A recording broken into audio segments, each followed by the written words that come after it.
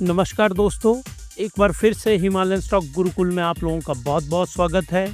Technical outlook कैसी रहेगी Nifty की, टुमारो प्रेडिक्शन फॉर निफ्टी, किस प्रकार से कल भारत की स्टॉक मार्केट रहेगी, टेक्निकल आउटलुक कैसी है, उसका एनालिसिस करेंगे हम आज के तीसरे और आखिरी व्लॉग में। तो चलिए जी। Gold silent rally, safe haven demand spikes amid trade war. हमेशा याद रखिएगा ये कॉन्सेप्ट मैं यहाँ आपको समझा देता हूँ। एक आती है इक्विटीज जिसको आप जानते हैं स्टॉक्स के नाम से। नंबर 2 के ऊपर आते हैं म्यूचुअल फंड्स, फिर आता है आपका गोल्ड, फिर आता है आपका बॉन्ड, और आजकल नई इंट्रोडक्शन हुई है क्रिप्टो की। तो जब भी इक्विटी स्टॉक जो हैं ये डाउन होते हैं ना मार्केट में, तो इन्वेस्टमेंट जाती है गोल्ड के अंदर, गोल्ड में। तो स्टॉक्स जब भी नीचे जाएंगे तो गोल्ड ऊपर की तरफ जाएगा। इन्वर्स रिलेशन होता है इनके बीच में। म्यूचुअल फंड वो धीरे धीरे उनकी मूवमेंट होती रहती है, बॉन्ड उनकी मूवमेंट भी बहुत धीरे है, और सबसे खतरनाक जिसकी मूवमेंट होती है वो होती है क्रिप्टो करेंसी। तो क्रिप्टो करेंसी जो पूरी दुनिया में बिटकॉइन की वैल्यू है इस वक्त वो राइज कर रही है due to Donald J Trump की जो फैमिली है वो बिटकॉइन माइनिंग में और बिटकॉइन की कंपनीज में बहुत ज़्यादा इन्वेस्ट कर रही है। और आप लोगों ने देखा होगा कि पाकिस्तान क्यों इतना ज़्यादा अजीज और प्यारा हो गया अमेरिका का। उसके पीछे लॉजिक है कि क्रिप्टो की माइनिंग पाकिस्तान के बीच में करी जाएगी, और वो करेगी डोनाल्ड जे ट्रंप की फैमिली के एक फ्रेंड हैं वो, मतलब इनकी फैमिली इनडायरेक्टली उसमें इन्वॉल्व्ड है, इसीलिए ज़रा पाकिस्तान को ये ज़्यादा प्रायोरिटी दे रहे हैं। पर मुझे लगता है कि दुनिया का जो सबसे बड़ा नालायक इंसान होगा ना, वो पाकिस्तान में क्रिप्टो की माइनिंग करवाएगा। पाकिस्तान में 60% लोगों को इलेक्ट्रिसिटी नहीं मिलती है, मतलब इलेक्ट्रिसिटी की लाइनें पहुंची हैं लेकिन बिजली नहीं पहुंचती वहाँ पे। 60% भारत से पानी जाता है, वो भी हम जब चाहे रोक देते हैं। और पाकिस्तान बहुत फ्रेजाइल है पानी को लेके। पाकिस्तान में सोलर एनर्जी कोई ख़ास है नहीं। एक बिटकॉइन को, अगर आपको एक बिटकॉइन की माइनिंग करनी है ना, तो उसकी माइनिंग के लिए आपको 20 लाख यूनिट इलेक्ट्रिसिटी के चाहिए होते हैं। 20 लाख यूनिट्स एक बिटकॉइन को माइन करने के लिए। तो इतने ज़्यादा इलेक्ट्रिसिटी, वहाँ 60% लोगों को तो बिजली वैसे ही नहीं है, तो कहाँ से लाएंगे इलेक्ट्रिसिटी और कहाँ से यहाँ पे माइनिंग होगी। पता नहीं कौन वहाँ सलाहकार है ट्रंप का, और वो इस तरह से वहाँ पे प्लानिंग कर रहे हैं। तो this is very ridiculous decision. अब आइए आप, निफ्टी मेक और ब्रेक लेवल है 24,400 पे सपोर्ट है, 24,850 पे टारगेट है। ये मैं चार्ट पे आपको बताता हूँ। Modi's counter attack, will India ditch Russian oil to save 87 billion export. अब यहाँ पे 2 सवाल है, और ये इस वक्त आप लोगों को ना टीवी के ऊपर टैरिफ का शोर, ट्रंप का, वो आप देख रहे होंगे, लेकिन इसका इन डेप्थ एनालिसिस आपको यहाँ पे मिलेगा, हमारे पास मिलेगा हिमालयन स्टॉक गुरुकुल में। देखिए, हमारे पास 2 ऑप्शंस हैं। एक है ऑयल वाली ऑप्शन जिसमें हम बचा रहे हैं 26 बिलियन $। अभी तक हमने इतने पैसे कमाए। अब हमारा 50% एक्सपोर्ट पे फ़र्क पड़ने वाला है। एक्सपोर्ट का चार्ट मैं आपको एक बार फिर से उस एक्सपोर्ट के चार्ट को आपको दिखा देता हूँ। ये है वो चार्ट, ये देखिए। जेम्स ज्वेलरी के ऊपर this is 10, 12, 15, 16, then it's 19, 20, 21 billion dollars का ये जो सीधा है ना, आज की डेट में हम कर रहे हैं व्यापार, ये सीधा 10 या 11 बिलियन डॉलर पे आ जाएगा बियॉन्ड डाउट। तो सीधा लॉस हो जाएगा हमें इतना, तो इसी से, सिर्फ इन 2 आइटम से। तो अब हम ये सेमीकंडक्टर और ये मुसीबतें तो अलग से आने वाली हैं। तो अब सवाल ये उठ रहा है, जो आज की डेट में सवाल है, कि हम ये जो $26 बिलियन का नुकसान है, ये है ऑयल का हमें फ़ायदा हो रहा है, और हमारा जो $87 बिलियन का ट्रेड है, एक एस्टिमेट बता रहा है हमें 40 से 50% का नुकसान होगा। लेट्स सपोज कर लेते हैं हमको नुकसान हो रहा है $37 बिलियन का, यहाँ से प्रॉफिट हो रहा है 26 का। या तो हम ऐसी स्ट्रेटजी, अब इसमें पॉइंट पता क्या है, इन दोनों को कंपेयर नहीं कर सकते हम, क्योंकि इसके साथ इतना हमको नुकसान तो होगा ही होगा, साथ में क्या होगी, अनएम्प्लॉयमेंट भी आएगी भारत के अंदर। तो ये अनएम्प्लॉयमेंट आएगी, बेरोजगारी आएगी, उसको कैसे हैंडल करेंगे हम? तो हमको हर हाल में नेगोशिएट करना पड़ेगा। डिच हम कर नहीं सकते रशिया को, क्योंकि हमारा ऑल वेदर फ्रेंड है, ऑल वेदर फ्रेंड। अब आप लोग जो मुझे सुन रहे हैं, आप खुद सोचिए कि आपका ऑल वेदर फ्रेंड कौन है, कि आपके दुख में, सुख में, हर एक टाइम में वो आपके साथ खड़ा रहा। और रशिया भारत के का ऑल वेदर फ्रेंड है, जो हमेशा हमारे साथ खड़ा रहा। तो इसको हम छोड़ नहीं सकते। ट्रेड का $50 बिलियन का नुकसान हम बर्दाश्त नहीं कर सकते। मतलब भारतीय डिप्लोमेट का बहुत बुरा हाल है। लेकिन यहाँ मैं आपको एक बार फिर से लेके आ रहा हूँ टेक्निकल आउटलुक पे। तो टेक्निकल आउटलुक भारत की स्टॉक मार्केट की ये देखिए, ये है, दिस इज 20 EM में, ये है 50 EM में, ये है 100 EM में, और ये है 200 EM में। 20 ब्रेक कर दी गई है, ये देखिए यहाँ पे 50 भी ब्रेक हो गई है, यहाँ पे 100 ब्रेक कर दी थी इन्होंने। लेकिन फिर से आज की डेट में जो ग्रीन दिख रहा है आपको, हमने रीगेन किया है। यहाँ से हमने 2 लेवल फाइंड किए हैं। सपोर्ट है 24,400 के ऊपर, ये सपोर्ट है निफ्टी की, और रेजिस्टेंस है ये। कल भारत की स्टॉक मार्केट बहुत इंपॉर्टेंट है। तो आखिरी दिन है कल ट्रेडिंग का, इस वीक का आखिरी दिन क्या होता है वहाँ स्टॉक मार्केट में? क्या 24,400 रिस्पेक्ट होता है, या इसको ब्रेक किया जाता है, या फिर हम राइज करते हैं और इसको ब्रेक करते हैं? क्योंकि 400 पॉइंट एक दिन में राइज होना कोई बहुत बड़ी बात नहीं है, हो सकता है निफ्टी राइज। तो ये 2 लेवल हैं जिनको कल देखना पड़ेगा। और EWXTL का मैप बता रहा है कि कल जो निफ्टी है, निफ्टी 50 फॉल करेगा। मैं नहीं बता रहा हूँ, ये याद रखिए आप, ये बता रहा है ये वाला चार्ट कि ये फॉल करेगा। तो कल अब हम देखेंगे।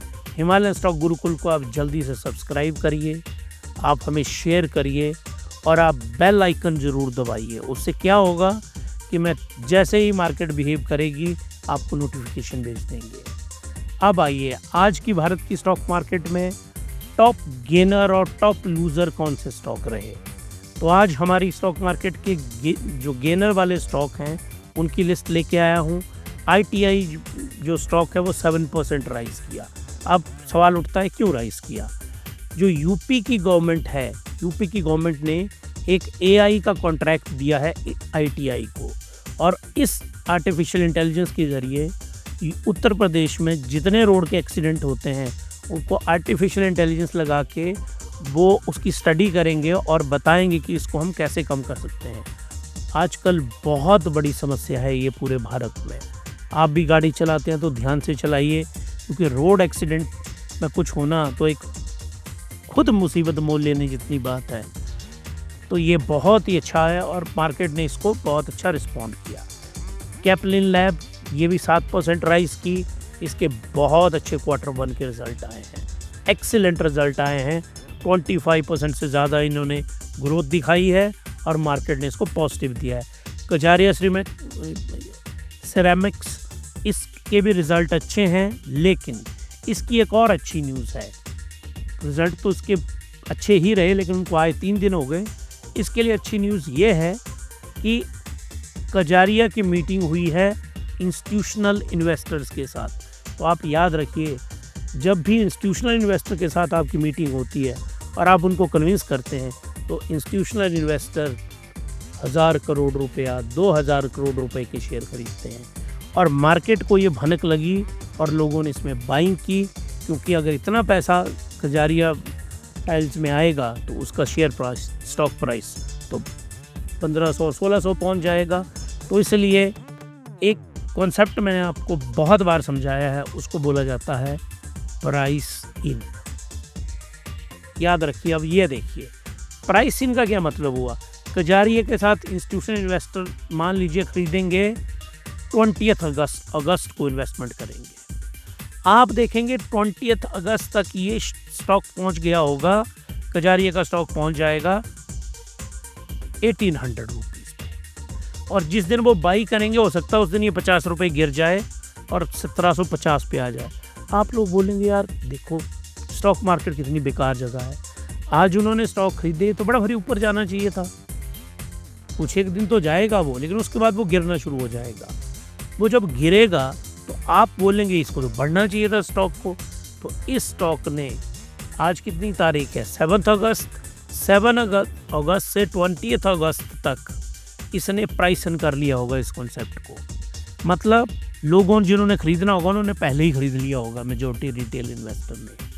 तो इसकी बदौलत इसको बोलते हैं प्राइसिंग का कॉन्सेप्ट। फर्स्ट सॉल्यूशन बहुत शानदार Q1 के रिजल्ट आए हैं इनके, और मार्केट ने इनको बहुत पॉजिटिव रिस्पॉन्स दिया। ये था हमारे गेनर।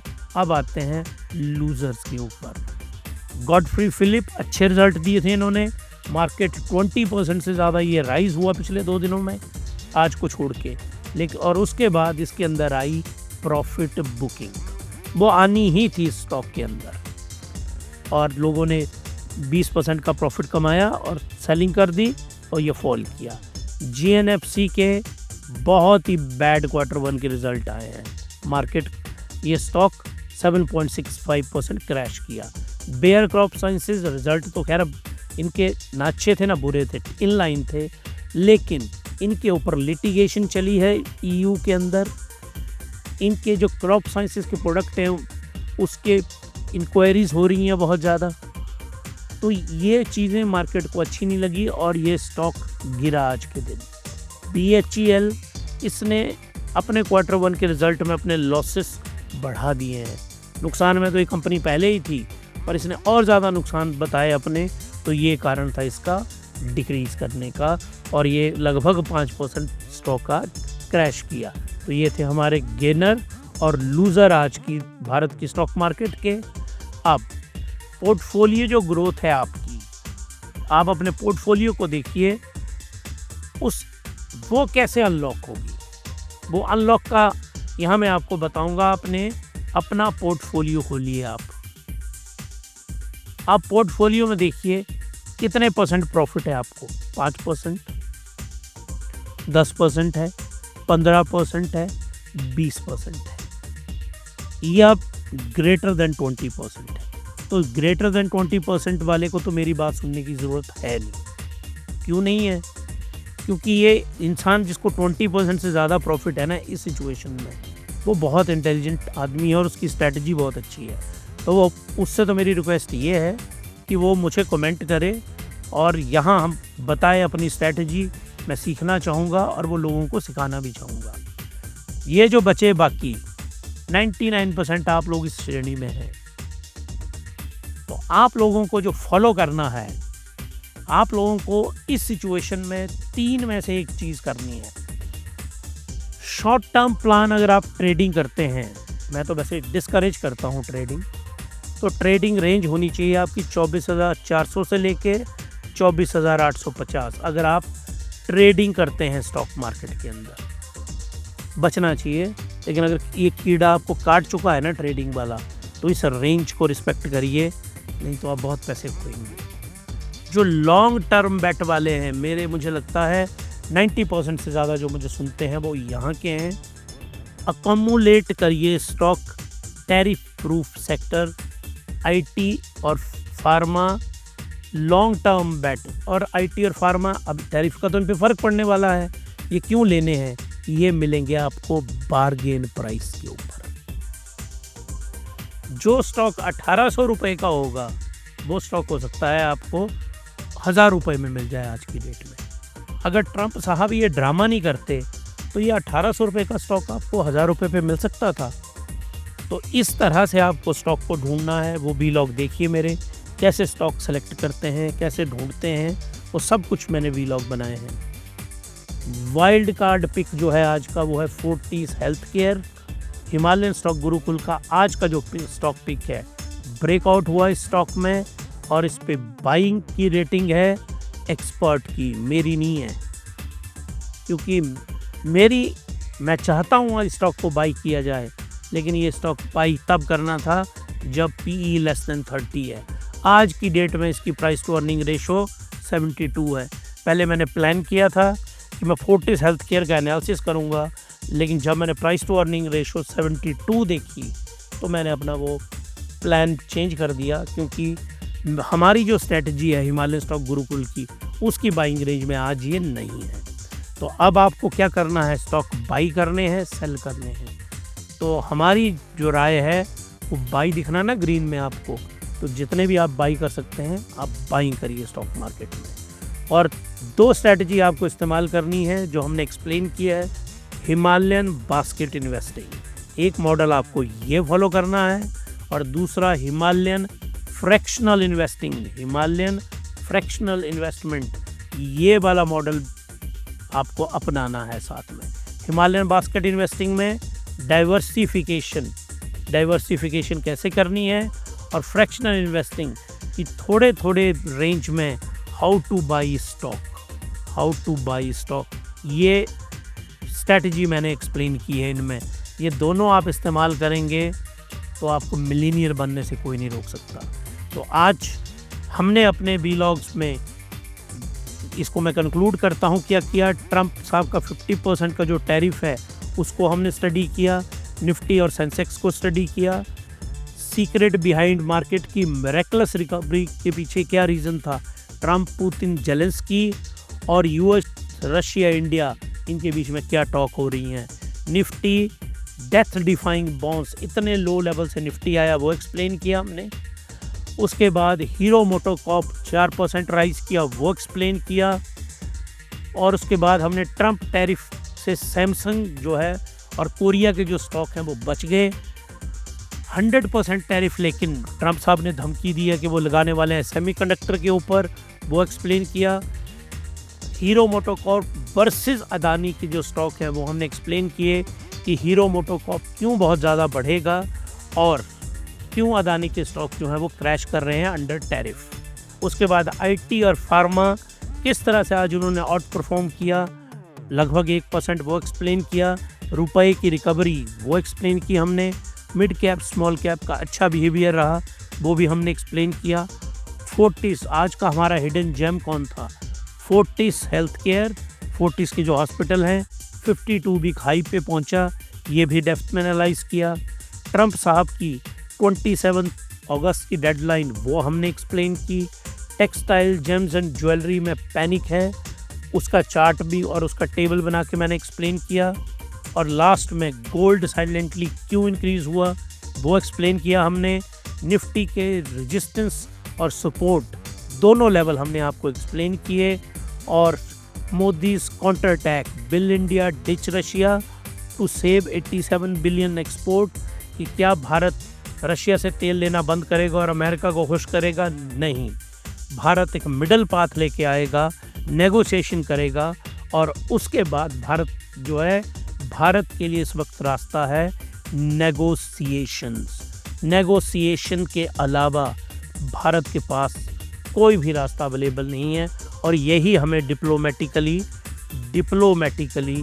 यूज़ करना चाहिए, और यहीं से पता चलेगी अब एग्जैक्ट टेस्ट है भारत की फॉरेन पॉलिसी का। तो ये था हमारा आज का वीलॉग। अगर आपको पसंद आया तो सब्सक्राइब करिए, शेयर करिए, लाइक करिए। अगर आपको नहीं पसंद है तो डिसलाइक का बटन दबाइए और नीचे कमेंट में बताइए कि आपको क्यों पसंद नहीं आया। हम इम्प्रूवमेंट ज़रूर करेंगे। अब आपसे मिलेंगे हम आपसे नए वीलॉग में। तब तक के लिए happy investing and good night.